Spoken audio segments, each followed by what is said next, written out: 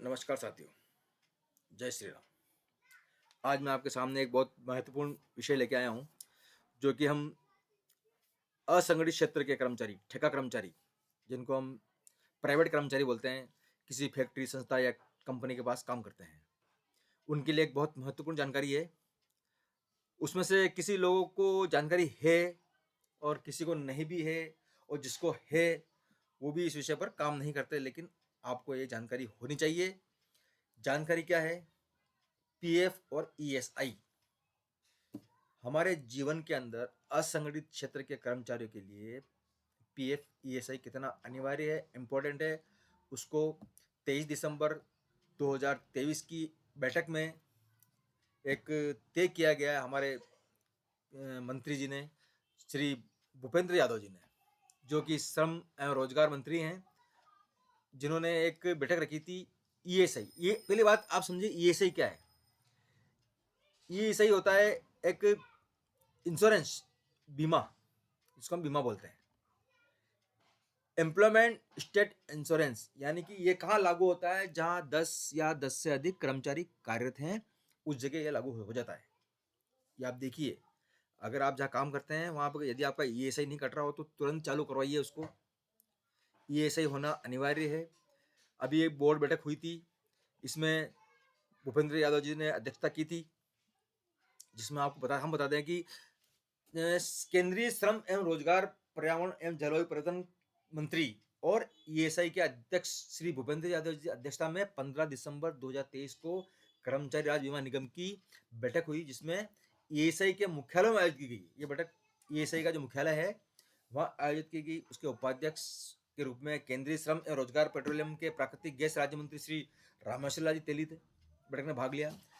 इस बैठक में महत्वपूर्ण विषय क्या था? जो लाभ मिलने वाले थे ना, कुछ भी लाभ मिलते थे, मान लीजिए आपको, पहली बात तो लाभ क्या मिलते हैं वो किसी जानकारी नहीं है, मैं बताता हूँ आपको।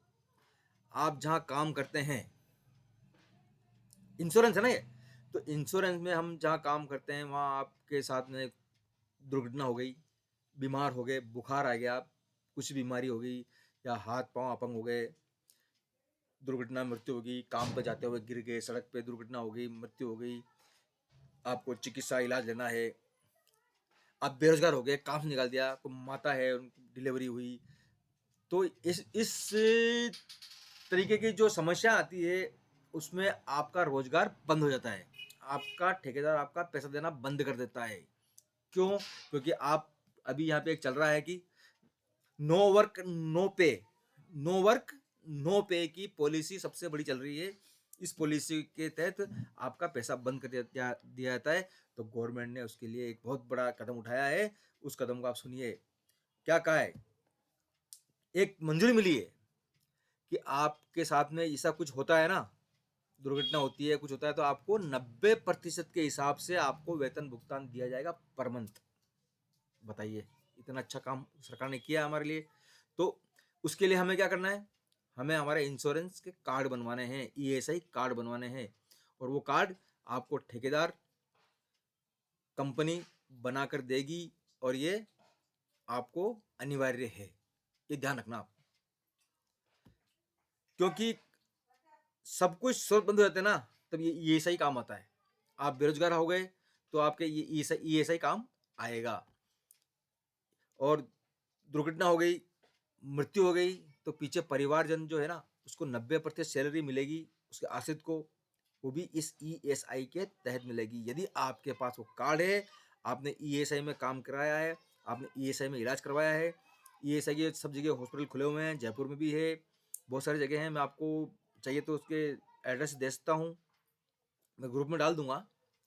लेकिन अपने सबसे पहले ईएसआई कार्ड बनवाएं, ये सभी प्रण करें। मेरे विद्युत के ठेका कर्मचारियों, जितने भी विभागों के ठेका कर्मचारी हैं, भाई बहन हैं, मैं उनसे निवेदन करता हूँ, अपने परिवार की सुरक्षा अपने हाथ में रखो। कोई किसी का साथ देने वाला नहीं है, आपकी सुरक्षा आपके हाथ। अपना ईएसआई कार्ड बनवाइए और ईएसआई से अपने लाभ लीजिए।